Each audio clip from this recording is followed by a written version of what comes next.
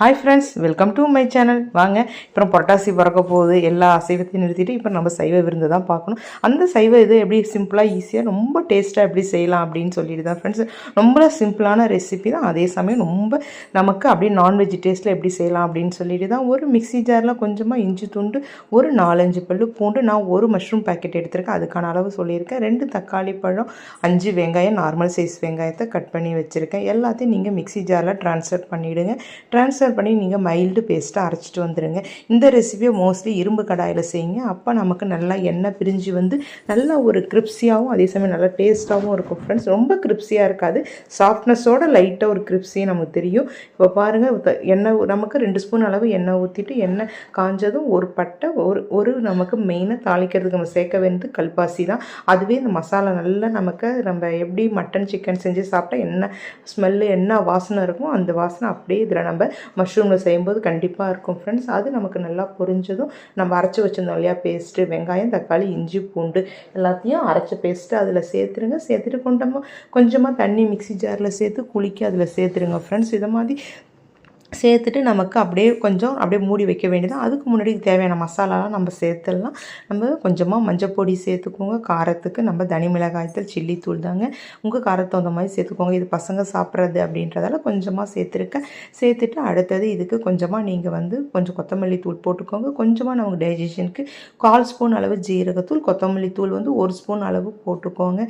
போட்டுட்டு நல்லா நம்ம கிளற வேண்டியதான். கிளறும் போது நமக்கு நல்லா அந்த பச்சை வாசனை போய் நமக்கு நல்லா ஒரு ஸ்மெல் எண்ணெய் பிரிஞ்சு வர்ற பதம் வர்ற வரைக்கும் நம்ம அப்படியே கிளறி விட்டு இப்போ ஒரு பிளேட்டை போட்டு மூடிட்டோம்னா சூப்பராக இருக்கும் ஃப்ரெண்ட்ஸ். ஏன் புரட்டாசி மாதத்தில் பொதுவாக நம்ம நான்வெஜ் நிறுத்துகிறோம் அப்படின்னா, இப்போ இதுக்கு தேவையான உப்பும் சேர்த்துட்டோம். ஏன் அப்படின்னா நமக்கு கிளைமேட் சேஞ்ச் ஆகிற சமயம் இல்லையா, அந்த சமயம் பொதுவாக நம்ம நான்வெஜ்ஜை நிறுத்துறது உடம்புக்கு நல்லதுன்றதால தான் நமக்கு. ஆனால் இப்போ இருக்கிற பசங்களாம் நான்வெஜ் ஸ்மெல்லு, அந்த மசாலா ஸ்மெல்லை ரொம்ப எதிர்பார்க்குறாங்க. அதுக்காக ஒரு தடவை இந்த மாதிரி சிம்பிளான ரெசிபியை செஞ்சு பாருங்கள். இப்போ பாருங்கள், அது எல்லாமே நம்ம சேர்த்து எண்ணெய் பிரிஞ்சு வர ஆரம்பிச்சிருச்சா. இந்த பதம் நீங்கள் வந்ததும் அடுப்பை லோ ஃப்ளேமில் வச்சுட்டு நம்ம கட் பண்ணி வச்சுருக்கிற மஷ்ரூமை சேர்த்துக்க வேண்டியதான். பொதுவாகவே மஷ்ரூமுக்கு ஒரு தன்மை என்னென்னா, மஷ்ரூம் சேர்த்தாலே நமக்கு பொதுவாகவே தண்ணி விடும் இல்லை ஃப்ரெண்ட்ஸ்.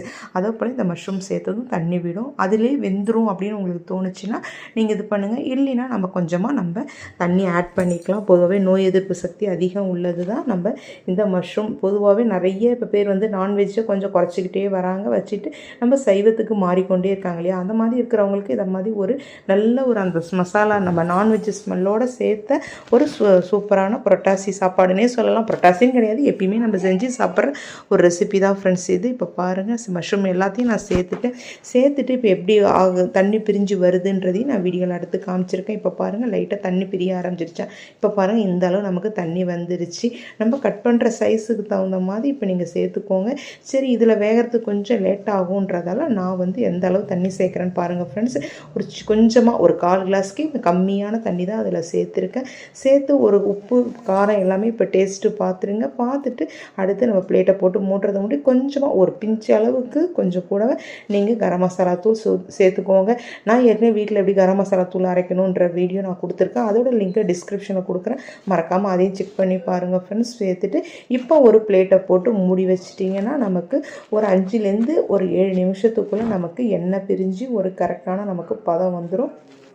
ஆனால் பிளேட்டை போட்டு மூடி வைங்க, இல்லைன்னா நமக்கு கொதிக்கும் போது என்னாகும், வெளியெல்லாம் தெரிக்கும். இப்போ பாருங்கள், நல்லா சுருண்ட பதமே வந்துடுத்து பாருங்கள் ஃப்ரெண்ட்ஸ். பார்க்கவே எவ்வளோ டெம்டிங்காக இருக்குது பாருங்கள். இது இட்லி, தோசை, ரைஸ் எல்லாத்துக்குமே பொருத்தமான ஒரு நமக்கு சூப்பரான ஒரு சைவ விருந்து தான் ஃப்ரெண்ட்ஸ். சாப்பிடும்போது அவ்வளோ வாசனையாக இருக்கும், அவ்வளோ டேஸ்ட்டாகவும் இருக்கும். அதே சமயம் ஒரு சிம்பிளான ரெசிபி ஃப்ரெண்ட்ஸ். இதை போல் செஞ்சு பார்த்துட்டு உங்களுக்கு எப்படி வருதுன்னு சொல்லிட்டு மறக்காமல் கமெண்ட் பண்ணுங்கள். அதுக்கு முன்னாடி நம்மளோட யூனிக் ரங்கோலியன் குக்கிங் சேனலை இது வரைக்கும் சப்ஸ்கிரைப் பண்ணாதவங்க சப்ஸ்கிரைப் பண்ணிக்கோங்க. பக்கத்தில் இருக்க பெல் ஐக்கான் டச் பண்ணி ஆல்ரெடி நோட்டிஃபிகேஷனை கொடுக்கும்போது நான் கொடுக்குற வீடியோஸ் உங்களுக்கு ஒன்றே வரும் ஃப்ரெண்ட்ஸ். இப்போ ஃபைனல் டச்சாக எண்ணெய்லாம் பிரிஞ்சு வந்துருச்சா. இப்போ கொஞ்சமாக கொத்தமல்லி தழையும் கொஞ்சம் புதினா தழையும் சேர்த்து ஒரு கிளறிட்டு நீங்கள் அடுப்பை ஆஃப் பண்ணிவிடுங்க. இப்போ சூப்பரான நமக்கு காளான் கிரேவி ரெடி ஆகிடுது ஃப்ரெண்ட்ஸ். தேங்க்ஸ் ஃபார் வாட்சிங்.